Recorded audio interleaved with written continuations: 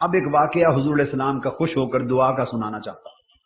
خوش ہو کر دعا کا ایک واقعہ بہت کم کتابوں میں آیا ہے، زیادہ نہیں آیا.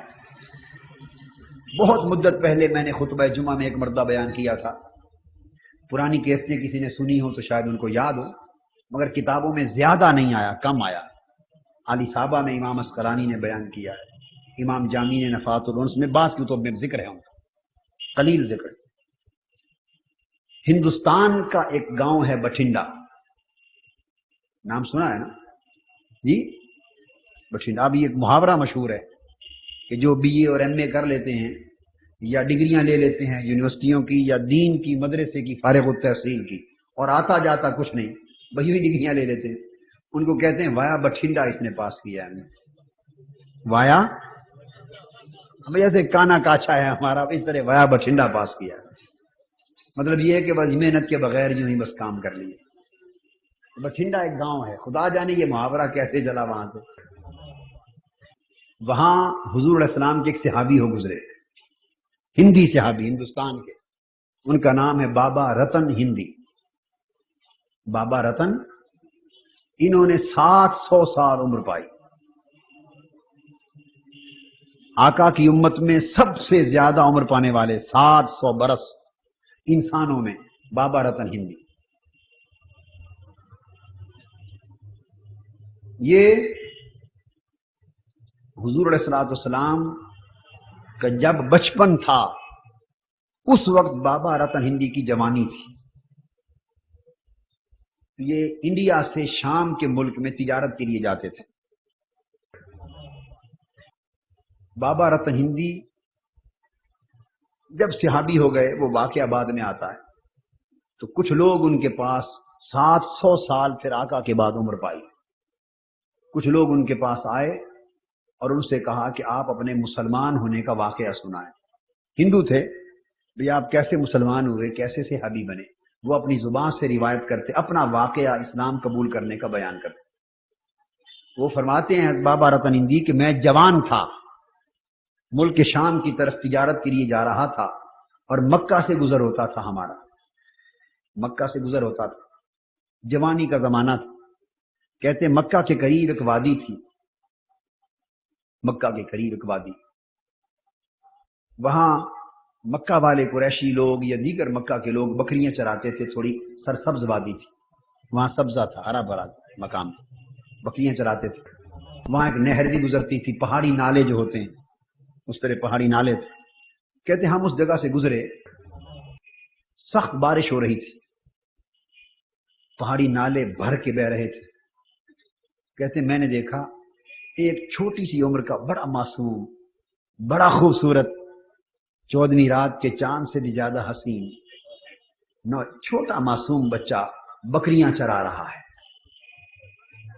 بکریاں چرا رہا ہے. اور میں نے دیکھا کہ بکریاں کود کر چھلانگ لگا کر آگے گزر گئیں، اور وہ چونکہ بڑا نالا ہے، معصوم چھوٹا بچہ ہے، چھلانگ نہیں لگا سکتا، پانی بھر کے بہ رہا ہے. وہ اس کنارے پر کھڑا ہے، کسی کی انتظار میں کوئی آئے تو مجھے اٹھا کے اس نالے کے پار پہنچا.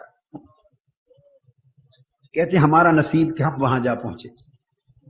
میں سمجھ گیا. میں نے پوچھا اس خوبصورت حسین سے، میں نے پوچھا کہ آپ نے نالا پار کرنا ہے؟ اشارے سے، وہ عربی بولتے تھے، ہم ہندوستانی زبان تھی ہندی. وہ سمجھ گئے، اشارہ سر ہلایا جی. میں نے اپنے کندھوں پہ اٹھایا، پیار کیا اور نالا پار کروا دی، اور پار کروا کے اتارا. وہ کہتے ہیں کہ میں ان کی زبان تو نہ سمجھا، مگر اس حسین معصوم بچے نے اپنی زبان میں، عربی زبان میں مجھے دعا دی، اللہ تیری عمر دراز کرے. اور کہتے میں ان کے ساتھ ہو گیا، اور یہ جملہ انہوں نے 7 بار دہرایا، اللہ تیری عمر دراز کرے، اللہ تیری عمر دراز کرے، اللہ تیری عمر دراز کرے. 7 بار دعا دی. ہم چلے گئے اور سوچتے ہی رہ گئے، کیا حسین بچہ اور کیا خوبصورت عادات. نالا پار کروایا اور 7 بار درازی عمر کی دعا کر رہا ہے. بچوں میں اتنا شعور تو نہیں ہوتا، کوئی غیر معمولی معاملہ. چلے گئے. کہتے ہیں بس مدت گزر گئی. اس کے بعد اس واقعے کو سمجھیں 50 سال گزر گئے، اندازاً زمانہ بیت گیا. بابا رتن ہندی کہتے ہیں کہ جنگل میں ہم ایک روز اپنے گاؤں میں بٹھنڈا میں بیٹھے تھے، 14ویں رات کا چاند چمک رہا تھا، اچانک دیکھا کہ چاند 2 ٹکڑے ہو گئے، اور تھوڑی دیر کے بعد چاند کے دونوں ٹکڑے مل گئے۔ ایک عجیب تشویش ہوئی، ایک عجیب حیرت ہوئی کہ یہ کیا واقعہ ہوا۔ جس سے پوچھیں اتنا تو کوئی لوگ بتائیں کہ چاند ٹکڑے ہوا تھا، یہ سبب معلوم نہ ہو کہ کیا ہے۔ کہتے ہیں ایک روز عرب سے کچھ تاجر آئے انڈیا میں، عرب کے تاجر، ان سے پوچھا، وہ مکہ کے لوگ تھے، انہوں نے کہا ہاں مکہ میں قریشیوں کا ایک جوان محمد نامی صلی اللہ علیہ وسلم ہے، اس نے نبوت کا دعویٰ کیا ہے، بڑے بڑے معجزات دکھاتا ہے، اور اس سے مطالبہ کیا کافروں نے کہ اگر آپ سچے نبی ہیں تو اس 14ویں رات کے چاند کو اشارہ کر کے ٹکڑے کر دیں۔ اس نے پہاڑ کی چوٹی پر بیٹھے تھے، انگلی کا اشارہ کیا، انشق القمر، چاند کے ٹکڑے ہو گئے۔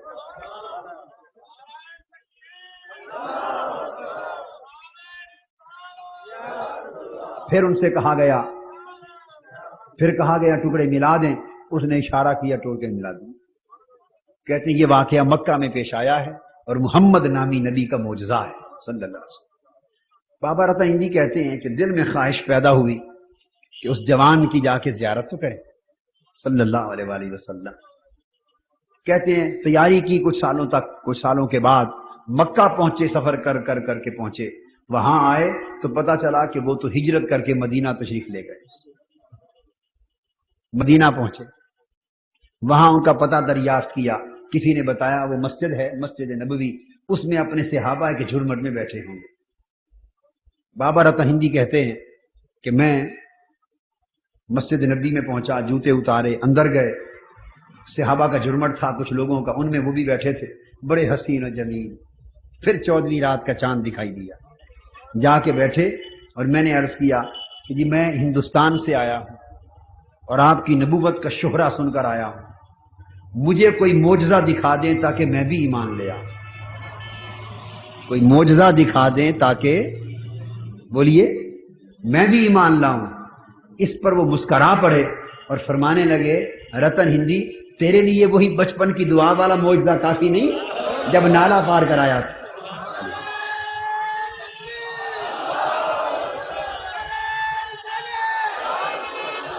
وہی معجزہ کافی نہیں ہے جو تو نے نالا پار کرایا تھا اور میں نے دعا دی تھی، 7 بار دعا دی تھی تیری درازی عمر کی، وہ پوری ہوگی۔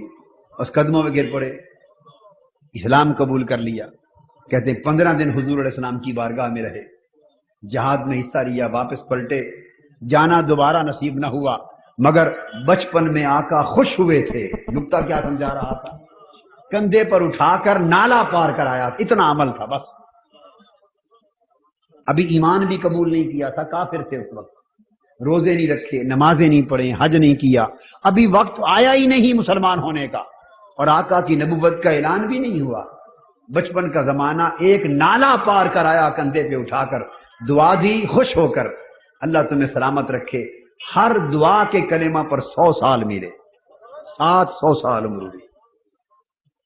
تو آج کی گفتگو کا لب لباب یہ ہوا کہ محنت کرو جوانوں، مسلمانوں، بچوں، بہنوں، بھائیوں، اتنی محنت کرو، کس کام میں؟ حضور کو خوش کرنے، بس باقی ساری باتیں اس کے اندر آ جاتی، تھوڑی سمجھداری سے کام لو۔ اس جملے میں نے سب کچھ کہہ دیا۔ اتنی محنت کرو ہر اس کام میں جس میں آقا خوش ہو جائے، اور اتنے خوش ہوں کہ کبھی خوش ہو کے کہہ دیں جا تو سلامت رہے، تو نے ہمیں خوش کیا، رب تمہیں خوش رکھے، بس اس میں سب کچھ آ جائے۔ اب جہاں یہ بات میں نے بتایا